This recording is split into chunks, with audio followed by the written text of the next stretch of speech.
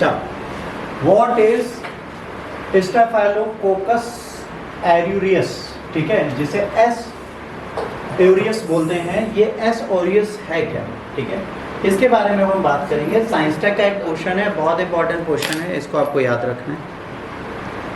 Anti microbial resistance of the one great crisis in the 21st century and the Staphylococcus aureus are an important bacteria species leading to this change.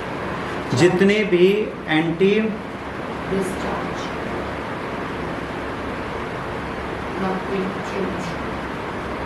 Leading to this charge, ठीक है, sorry.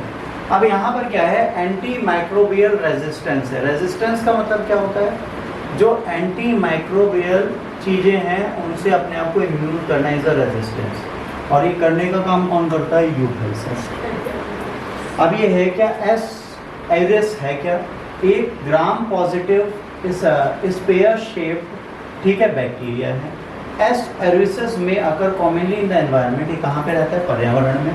It's commonly found on the skin and in the nose of about 30% of the individual. ये कहाँ पाया जाता है, हमारी खाल और हमारी नकुआ, ठीक। Most of the time S aureus does not cause any harm, but it can sometime cause infection. कभी कभार होता है ना, जैसे गर्लफ्रेंड की नाक चाट ली या स्किन चाट ली, तो उसके बाद आपकी जीभ में छाले हो जाते हैं, इन्फेक्शन हो जाता है, समझ लो ये बैक्टीरिया चाट लिया। Skin infection are common, but the bacteria can spread through the blood stream and infect distant organ, particularly heart valves and the bones. भाई प्रॉब्लम वाली बात है, अगर ये स्किन में है तो ठीक है, बट अगर अंदर चला गया तो खतरनाक। तो कृपया हाथ मुंह धुलवा लें, जोश में ना आए कि रोटे चाटना स्टार्ट कर दें, गाला है ना, पहले कहें जाओ बहन मुंह धो के आओ, उसके बाद चाटे चुके। देखिए स्किन की प्रॉब्लम है, तो स्किन में नाक और स्किन, ये स्किन सबसे ज़्यादा है जिसको लोगों को बड़ा प्रेम। और आपको बता दें, दुनिया में सबसे गंदी बॉडी में जो पार्ट होता है वो यही होता है, क्योंकि दिन भर हाथ और चेहरा दिन भर आपका इन्वायरमेंट से फेस होता है। भाई जितनी चीज़ें खुली हैं उसमें सबसे ज़्यादा बैक्टीरिया है, तो आपको सदैव वातावरण का ध्यान रखना है।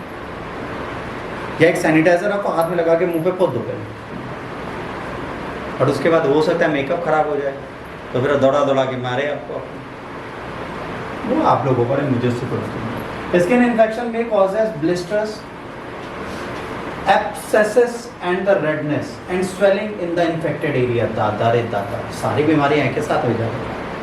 अब इसका ट्रांसमिशन कैसे होता है, this bacteria spread by having direct contact with the infected person, by using containment object और by inhaling infected droplets disappeared by sneezing और कफिंग। एक और प्रॉब्लम, अगर तुम्हारी बॉडी के अंदर चला गया तो बाहर कब आएगा, जब तुम खांसोगे, खखारोगे, छींकोगे, सेम जुकाम वाला गेम। तो याद रखिए, यदि आपकी बॉडी में स्वेलिंग है, जलन है, और उसके बाद आपको खांसी और छींकी आ रही है, तो इस बैक्टीरिया का मंत्र पढ़ने लगे। Further, due to its ability to affect the wide range of species, S. aureus can be readily transmitted from one species to another. This includes transmission between humans and animals. ये भाई साहब सिर्फ जानवरों है, इंसानों की नहीं, जानवरों को भी होती है। तो कृपया याद रखें, कुकुर, बकरी और बिल्लियों को किस करने वाले भी सावधान करते हो, तो बस ठीक है। देखिए यही है वो प्राणी जो इन्फेक्शन फैलाता है। Treatment usually involves antibiotic and cleaning the infected area. Simple सा, हमने क्या कहा, मुंह धो दो, infected area clean, you are safe. Some types of Acerorhizas are resistant to the common antibiotic treatment. भैया कुछ ऐसे बैक्टीरिया होते हैं जिनको कॉमन एंटीबायोटिक ट्रीटमेंट होता है, काम में नहीं आता। मतलब एंटीबायोटिक खाओगे, कहेंगे हट मजाक कर लिया तुमने मेरे साथ, हम ना मरा, तब आपको हो जाएगी दिक्कत।